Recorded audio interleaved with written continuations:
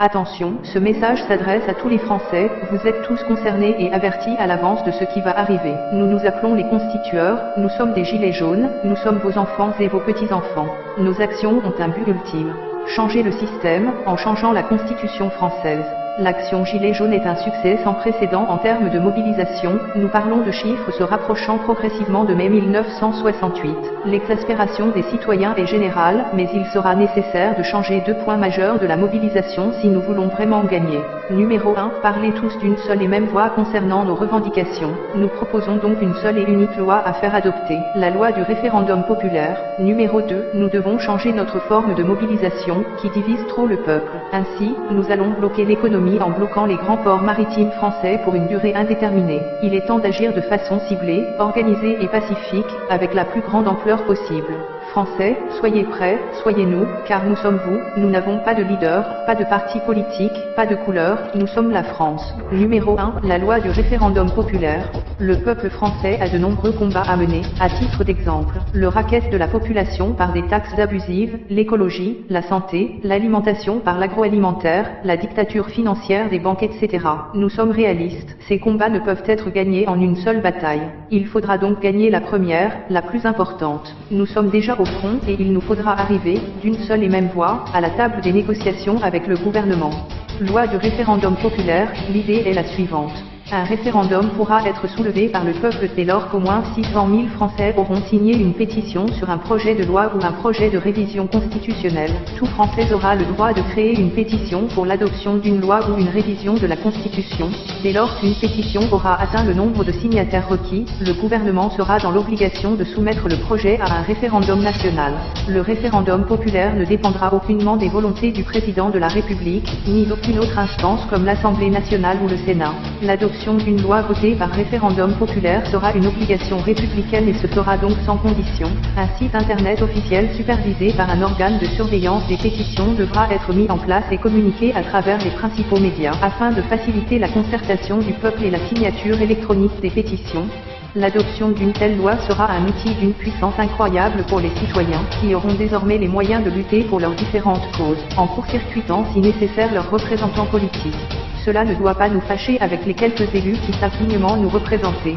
Ceux-ci, d'ailleurs, sauront se manifester en étant des partisans engagés pour la loi du référendum populaire. Numéro 2. Blocage des ports, mairies et préfectures. Cher peuple français, voici la première action vers notre liberté. Nous allons réellement bloquer l'économie pendant une durée indéterminée, et continuerons tant que le gouvernement refusera de nous écouter. Malgré ses débuts divisés, l'action Gilets jaunes est un succès immense et inespéré. Nous rencontrons aujourd'hui un seul inconvénient majeur. Cette action divise trop le peuple, car de nombreux Français se sentent pris en otage par les concitoyens. Nous proposons de ne plus diviser les gens en modifiant la forme d'action. Cher peuple, nous ne nous adressons pas seulement aux Gilets jaunes mais bien à la population tout entière. Pour nos enfants, nous allons montrer au monde que la France est toujours capable d'être le pays des droits de l'homme. Nous allons bloquer totalement les grands ports maritimes français. Cela signifie 7 points de rassemblement en France, les ports de Dunkerque, Le Havre, Rouen, Nantes-Saint-Nazaire, La Rochelle, Bordeaux, Marseille. À l'île de la Réunion, le port de la Pointe des Galets. En Martinique, le port de Fort-de-France. En Guadeloupe, le port Caraïbes. En Guyane, le port de Dégrave-des-Cannes. De cette manière, non seulement l'économie sera bloquée à l'échelle nationale, mais aussi le monde aura les yeux rivés vers la France, et verra de quoi les Français sont capables. Organisation. Un tel mouvement sera sans précédent et le gouvernement va vouloir tout faire pour l'empêcher. Nous devrons être exemplairement pacifiques et soudés. La mobilisation se présentera sous cette forme à l'entrée de chaque port. Des rassemblements pacifiques géants, sous forme de pique-nique en musique. Une occupation des lieux continue, nuit et jour, par roulement. Pour ceux qui auraient des difficultés à se rendre dans un des grands ports, nous invitons chaque ville à des mobilisations pacifiques de masse bloquant les mairies et les préfectures. Recommandations et sécurité. Faites des provisions dès maintenant, tant que possible.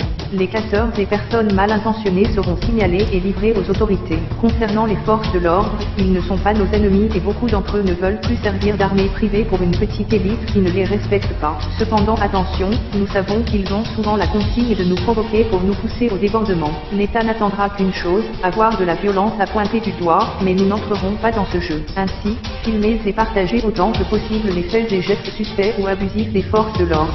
Mise en garde, l'enjeu de cette action républicaine est si énorme qu'il faut être conscient de ces trois réalités. Le gouvernement a main mise sur les réseaux sociaux, et des milliers d'utilisateurs ont dénoncé avoir vu leurs publications disparaître ou leurs comptes des pages Facebook bloqués. Cependant, ils ne peuvent pas tous nous contrôler. Il faut donc recourir au partage en masse des informations. Les grands médias décrédibiliseront le mouvement au maximum. Les forces de l'ordre seront probablement poussées à nous provoquer par la force.